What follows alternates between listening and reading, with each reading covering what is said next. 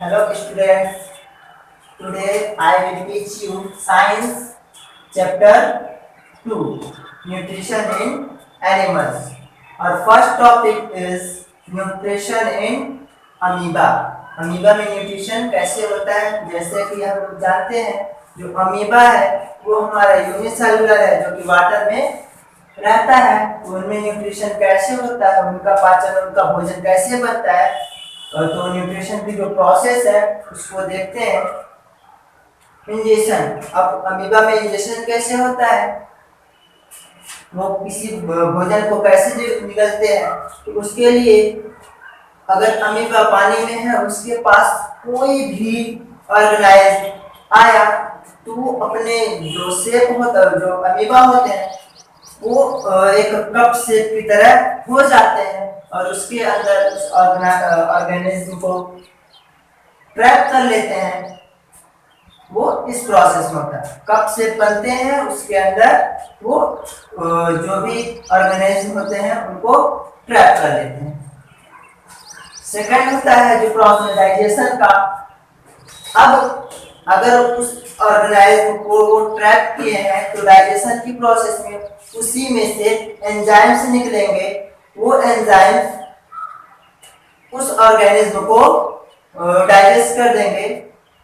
Digestion के बाद जो हमारा एब्जॉर्प्शन का प्रोसेस है, इसी में जो भी एंजाइम से मिले हुए ऑर्गेनिज्म है इसमें उनका एब्जॉर्प्शन होगा, वो एब्जॉर्ब करेंगे और इसी पार्ट में ही उनका एसाइलेशन भी हो जाता है।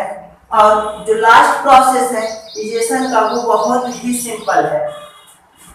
एब्जॉर्प्शन और एसाइलेशन के बाद का जो प्रोसेस है, जब उनके बाद जो भी बचता है भोजन वो सीधे जो कप शेप होता है उसको ओपन कर देते हैं और वो डायरेक्टली एसाइलेशन डाइजेशन उनका हो जाता है। ये तो हमारा प्रोसेस था न्यूट्रिशन इन अमीबा। अमीबा में न्यूट्रिशन का जो प्रोसेस था वो किस तरह से होता है ये वो था। अब आगे हम चलते हैं, जो नेक्स्ट टॉपिक है न्यूट्रिशन इन रूमिनेंट्स, यानी कि जो ऐसे जीव जो चरते हैं तो उनका जो चैम्बर पार्ट ऑफ स्टमच होता है, पेट के जो पार्ट होते हैं वो 4 चैम्बर्स में डिवाइड होते हैं।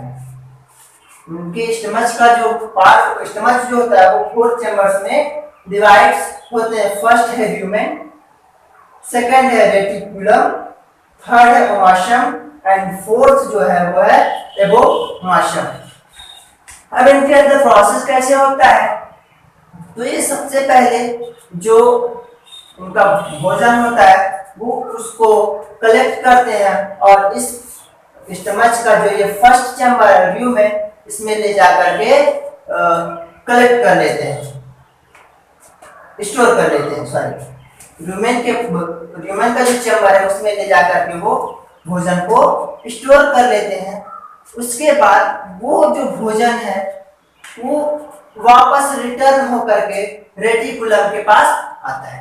रेटिकुलम में क्या होता है, कुछ एंजाइम्स निकलते हैं। कुछ एंजाइम्स निकलने के बाद इनमें उनका चीविंग होता है, तो उसको चीविंग करते हैं और चीविंग के दौरान वो भोजन ओमाशम में आता है। ओमाशम में उस लिक्विड से रेटिकुलम से जो भी पार्ट निकल करके आता है ओमाशम में, फिर उसमें कुछ एंजाइम्स मिलते हैं और उसमें से कुछ